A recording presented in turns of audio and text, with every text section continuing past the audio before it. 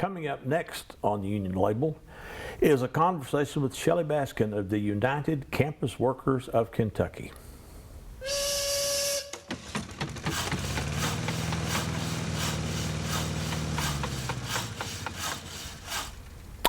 Welcome back. I'm Barry Craig, your host for the Union Label. I am a member of American Federation of Teachers, Local 1360, and I also sit on the Kentucky State AFL-CIO Executive Board. My guest today is Shelly Baskin, who is the Southeast Operations Coordinator for the United Campus Workers of Kentucky. Welcome to the program. Thanks for having me. That's quite a title. You have 8 states. 8 states in the Southeast. We've also got a couple other states in the Midwest, Colorado, we've got out west Arizona as well, and a chapter up in Michigan. Now this is out of the Kentucky bunch? Well, these are all UCW locals, Right, so right. Kentucky's just one of those 8 in the Southeast. Okay, and then the far west, too. Okay, and you told me before we went on the air that you have 900 members in Kentucky? We're closing in on that, and we'll probably be breaking 1,000 around the end of the year. Wow. So. I looked online and I found this is what your website says. We are building power for all campus workers and public health care workers in Kentucky. United Campus Workers of Kentucky is the wall-to-wall campus and public health care employees union for the Commonwealth of Kentucky, representing faculty, staff, graduate and undergraduate workers. Together we are fighting for public institutions that truly serve the public good. Now, one of these just jumped out immediately was graduate students. Graduate students have been organizing across the country because of terrible pay and long hours. So, so talk about in Kentucky. You're closing on 900. Can you give me like a percentage of who's what? Sure, we're probably around 20 or 30% grad workers.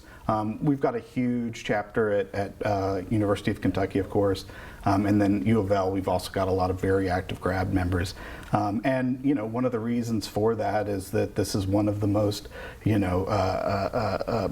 exploited categories of workers. A lot of them are TAs, a lot of them take over a lot of teaching duties and do a lot of things that, normally you would be getting benefits and a lot of other, appropriate compensation for, that just doesn't happen when you're a grad worker. The expectation there is that they'll work you hard and then you'll move on, and that's kind of been just a recipe for exploitation. And so that's kind of hit a nerve with those workers, and they've been really active in organizing themselves and participating in the just statewide organizing that we do.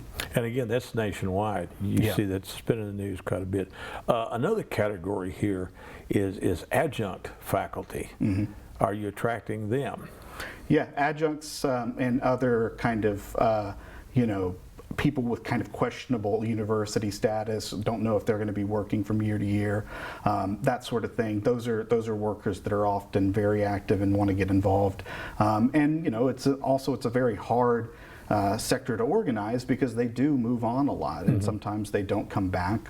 We see this a lot in our community colleges and technical colleges, where a lot of our members don't know if they're going to be working in the fall until pretty late, and then even then, if they've been told they aren't working and something happens and they need to be replaced or somebody else needs to come in, they'll just get a phone call out of the blue one day and be asked to come back. And that's, again, another recipe for exploitation. It leads to low wages, low benefits.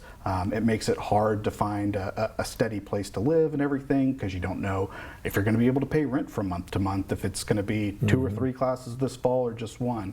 And so that's one of the things that we've really been organizing as a group against is that kind of on-demand labor that makes it a little bit harder for people to live a decent life and have a living and get that health care and do all the things that kind of is expected of a worker. Used to colleges and universities, as well as community colleges, prided themselves on having a very high percentage of full-time faculty. Anecdotally, at least, it seems to me there are a lot more adjuncts than there used to be. Is that the actual case? It seems to be the case, and one of the things that we're doing this year is kind of a statewide study that we're working with Kentucky Policy on, that we are trying to take a look at what those workers at these campuses are doing. So, what percentage of them seem to be adjuncts or temp part-time or anything like that, and then what percentage are full-time, and then what those benefits are. And one of the things that's been great about this is it's given us the opportunity to do that apples to apples comparison that you don't get when you look at internal things, because a lot of universities do their own kind of internal polling on wages and benefits and how people feel about that.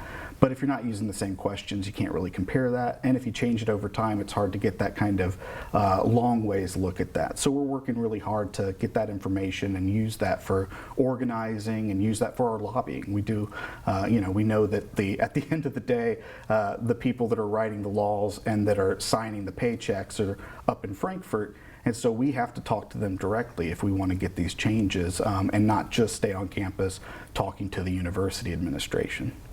Speaking of laws, there was the law that the last session passed to make it much more difficult for public employee unions to do dues checkoffs. What is the status of that right now? So, for us, we fortunately didn't have that to begin with, so our model for collecting dues didn't rely on that. I know some of our chapters in other states have had the similar things come up. Florida, for one, is one that had that happen. And so that's a big point that they're organizing around, and they've got a big campaign going down there. But ours, we decided to go outside of that. We use a third-party software where people pay directly to that. It goes straight into our bank account. That way we don't have to worry about the employer changing their mind or people's contracts changing or anything like that.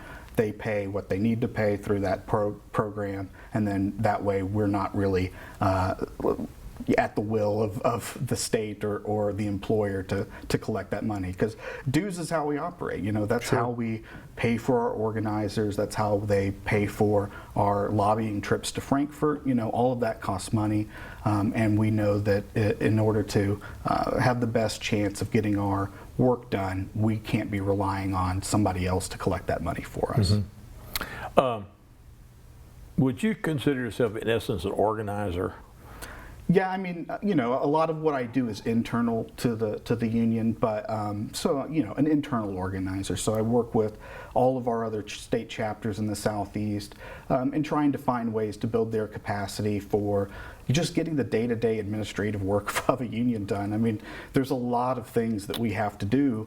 Yep. We have, payroll taxes, and those are different across all the various states, income taxes, all of those reports that we have to submit to the Department of Labor and all that. And so, because we're kind of in a situation where we don't have collective bargaining, and so we can't do lost time for officers, which is where they're able to take time off from work in order to do only union work and then go back to their position after that. Well, we can't do that. So we rely a lot on volunteer labor from our officers from the various states. And what that means at the end of the day is sometimes things get lost in the shuffle. And so that's what I'm there for now to help with, is to kind of consolidate that, make sure that there's somebody who's kind of the backstop making sure all that gets done. And then that means that all of these officers, instead of having to work on these paperwork issues or payroll tax issues or anything like that, they can focus on organizing at their campus and with their state. And that's what's most important for us. We're here to build worker power. Everything else is just a prop to set that up. And so we see the real work being done by the members and the member leaders to get on campus, organize other workers, and advocate for change in their workplace. Of course, in the old days, organizers traveled many, many miles, and they wore a lot of shoe leather. And how has the internet affected that? So especially for an organization like ours, where we don't have kind of a central workplace where we're organizing around, we're scattered all around. The being able to use those third-party programs like Zoom and Google Meet and everything like that to communicate, to have our meetings, has been a huge help. For one thing, it means that our organizers are able to kind of spend more time talking with members, training people, getting people feeling comfortable. with their position and having those one-on-one conversations with their fellow workers instead of having to drive for 2 hours. Now, a lot of our organizers still do a lot of driving. I mean, we've got two now that are at, focusing on kind of the UK area and the Louisville area. Those are our big, campuses. So there's a lot of workers that need organized there. And they do a lot of traveling to like EKU and Northern and other places where we have members and helping them with their organizing tasks. But it does mean that for a membership meeting or something like that, we can hop on and hop off in an hour, and we're not making a lot of people spend a lot of time traveling and all. So, I mean, I think it's been a real blessing for us as far as organizing to have all these tools, and it would have been really, really difficult to organize in the same way 20 or 30 years ago. One of the big difficulties that public employees have in Kentucky is collective bargaining is not legally sanctioned, and given this legislature, it's not apt to happen in quite a long time. How do you work around that? So I think, for us, that's kind of easier than working through having the collective bargaining process because, collective bargaining is a tool at the end of the day. It's a tool for you to exert that power, and there's other ways to exert that power. And the way that we do it with our pre-majority model, without collective bargaining, without a 50% plus one on the campus, we do direct action. We do campaigns. We think strategically about who we need to get in touch with, how we can educate people outside of the campus.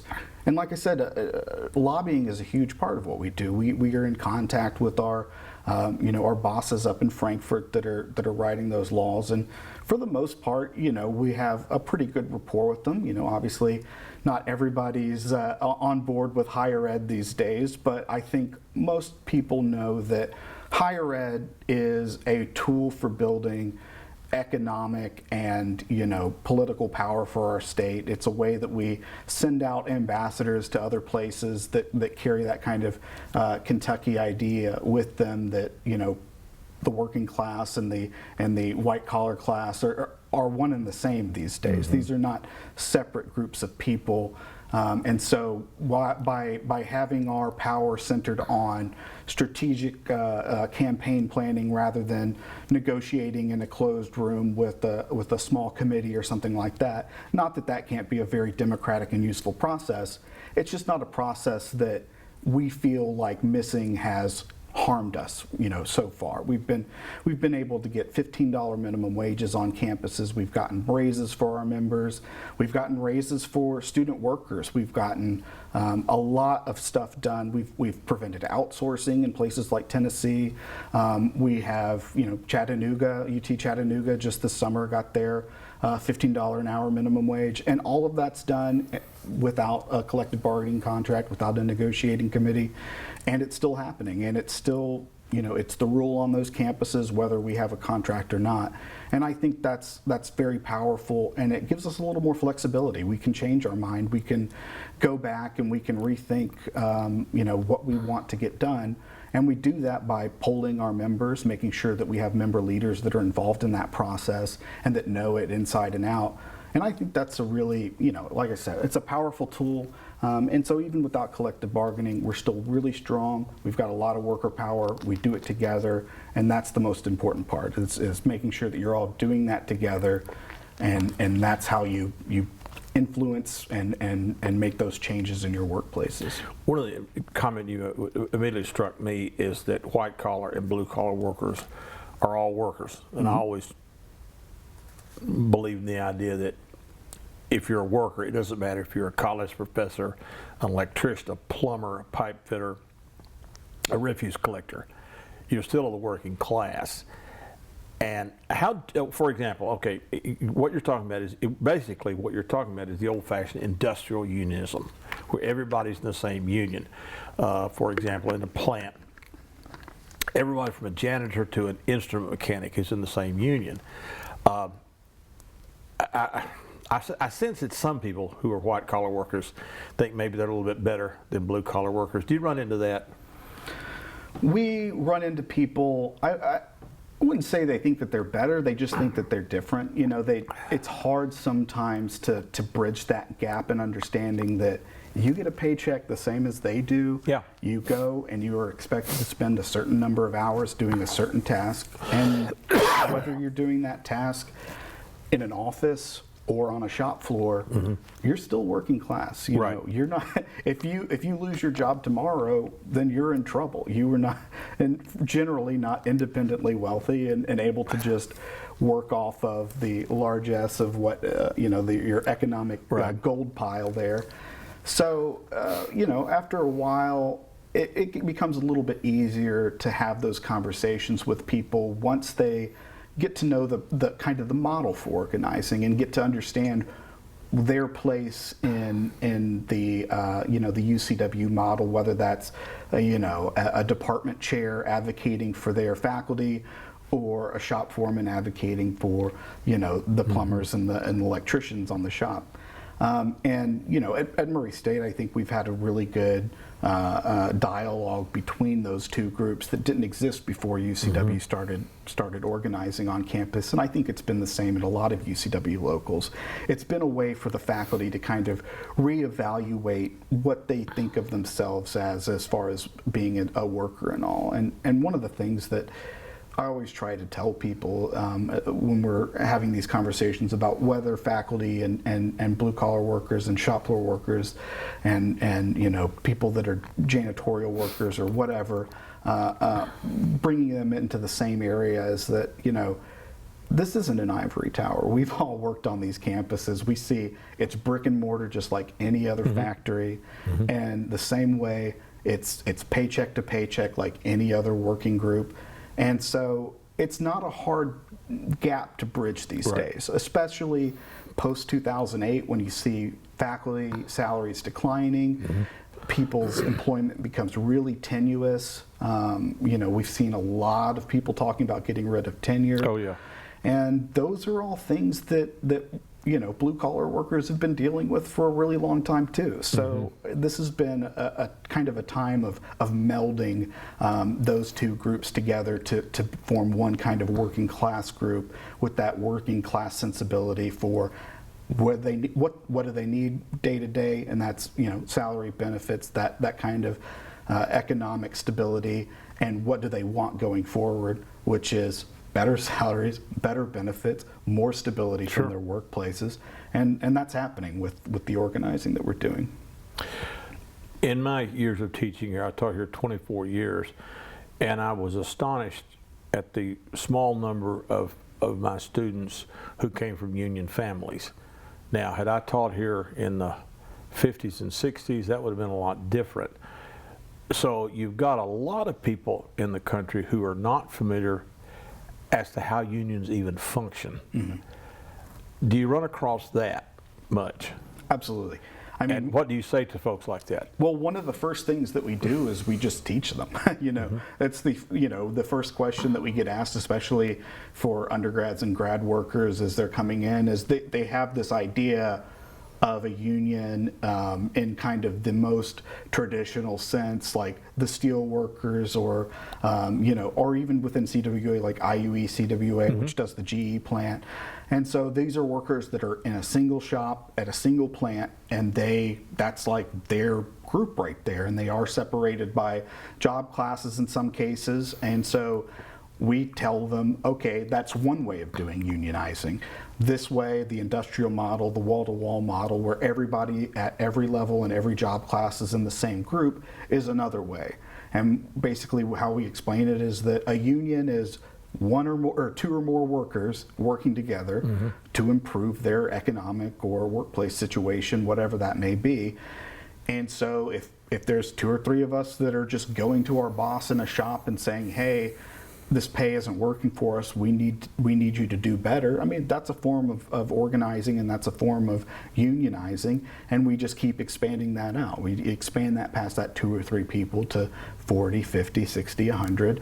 And so it becomes really easy to educate people on what a union is when you start with that kind of framework, to say that if you're advocating for yourself in your workplace, you're part of a union, whether that's going to be affiliated with an international union or if that's just going to be an independent union. I mean, UCW started out as an independent union in Tennessee a little over 20 years ago. It was a living wage campaign for staff on these University of Tennessee campuses. And then they were very successful in that living wage campaign and ended up affiliating with CWA and starting that UCW model a few years later. And so we just have to go back to our history and say, this is how we started, this is what we're still doing now, this is how it works. We've seen that it works over in these other places. It can work here, and you can be a part of that. And that's very empowering for people, and it's very easy to understand and to get connected and to get involved in. So, how do you typically come onto a campus? Does someone call you and say, hey, we're getting the shaft here, can you help us? Is that basically how it works? It's a little bit of both. You know, that's how it's happened a lot in Kentucky, is people see that they're organizing. You know, it started out at the UK campus, and a couple of folks in Murray saw that they were doing that and reached out directly. And we had a very just energetic and kind of powerful organizer, Zeke, that was very involved with getting a lot of people involved. What is Zeke's last name? Zeke Perkins. I'm pretty sure Zeke spoke to a meeting of our AFL-CIO executive board once, and yeah, he's definitely fired up about it. Yeah. And you're enthusiastic too. I think that's the secret to almost anything. If you're fired up about it, it's contagious. It is. But I was just wondering how you all got started. With us is we got this is years ago. We got a questionnaire from the American Federation of Teachers. Would you be interested in joining? And of course, I wrote hell yes on mine, and they came down to our campus, and I did not have tenure, but I joined the union because that's the right thing to do, as far as I'm concerned. And I wanted to make sure I was the first person in Paducah to sign a card, and I was, and I'm very proud of that. But talk a little bit about. Of course, Communication Workers of America, that's your parent union. Yep. Talk a little bit about the history of that. And again, what I wanted to get into is CWA, Communication Workers, you think of folks who work for the telephone company, sure, that sort of thing. But some years ago, the Newspaper Guild affiliated with CWA. And a lot of unions these days, well, for example, the United Steelworkers, they represent not just steel workers, and the International Brotherhood of Electrical Workers, Local 369 in Louisville, I believe they represent staffers of the Kentucky Democratic Party. So is that the future of unions, that you've got to reach out and not just be for people working steel plants? You've got to reach out. Yeah, and you know, I'm an industrial unionist at heart, so I believe that everybody should be a part of the one big union that we're all working together towards. And right now, that's kind of the model for UCW. But CWA has always been a very welcoming international. You know, we've brought in, like you said, the News Guild is in, Alphabet Workers are a part of us, and these are all sectors. So these are all kind of self-governing groups within the CWA. And we've got flight attendants. We've got just a very large swath of people, in addition to, you know, all the former Bell workers, so all the AT&T folks and everybody that was part of that system came into CWA. And then, you know, like I said, IUE, we've got GE workers and a lot of plant workers and factory workers like that. So we've always had a very welcoming and inclusive kind of organizing structure for CWA. And a lot of that has been a very, very active and specific choice by CWA. This isn't by accident that these groups join us. Like I said, with UCW, when we started and affiliated with CWA, it was just Tennessee for many, many years, for about 10 years. And that's fascinating right there, because Tennessee has been a right-to-work state forever, very low union density, but yet you think about a state like Pennsylvania or Michigan, and New York or California, industrialized states. And so this starts in Tennessee, of all places. Yeah, and it started with a bunch of people that were fired up and knew that the most power that they had was as a group, and so that's how they started organizing. They were doing it on their own and kind of developed this very grassroots model, which is the model that we still use. We are very focused on membership development and members doing, if there's a job that can be done by a member, we want it to be done by a member. We don't want organizers to be the ones that are in charge of all this. We work for the members, and that's, at the end of the day, that's the bottom line, and that's where our power is. And if the members start working for us, then we lose that energy, we lose that empowerment, and we start losing our campaigns. And so CWA, in kind of knowing this, brought a model to the entire CWA convention a few years ago, using our funds that we have invested for like strikes and everything like that, to create a new fund, a growth fund, a strategic industry fund, and that's what we're using to fund UCW's growth. And so that's where we kind of had this opportunity to branch out from Tennessee and hire new organizers for all of these states and send them out there and connect with people and say, hey, this is what we're doing, this is our model, do you want to join? And UCW's been extremely successful with that. And it's all thanks to our CWA siblings who saw that as a model that could work. And I mean, that's hard to go to people and say, hey, we need you to invest in us, and all we have is a promise that we're going to do our best, we're going to use this money wisely, and we're going to build power for workers in places where historically no union wants to touch that. It's hard to organize workers in the South. It's been that way for a very, very long time. And especially it's hard to organize public workers in the South where there's no collective bargaining requirement. You need to read that W.J. Cash's The Mind of the South, written in 1941. That's a very instructive book. And before we're running close to time, I'm an associate member of the United Campus Workers. So it's not just, it's anybody who wants to support a union. Absolutely. And that's another issue. In the time we have left, which is about a minute, how did you get involved? Are you from a union family, or how did you get involved? I am not from a union family. I'm from Memphis. And so I was kind of steeped in the civil rights movement, which was very interconnected with the union movement. Martin Luther King always said it's a natural alliance between the civil rights and union movements. Absolutely. And so that's what I saw too, is I saw that economic freedom meant social freedom, and it meant racial freedom, and all of those together can't be done unless workers organize with each other. You can't only organize workers outside the workplace. You have to do it in the workplace if you want to have a way forward. And we're about out of time. You're based in Murray. I am. And of course, the internet enables you to cover these 8 states.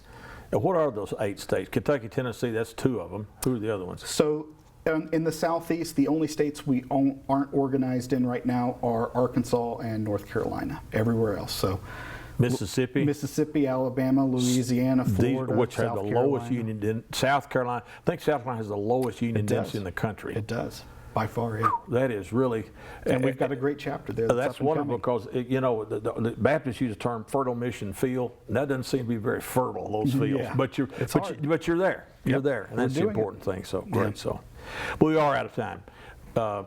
Thank you all for joining. My guest was Shelly Baskin. Hope we can get him to come back when they crack over 1,000 members.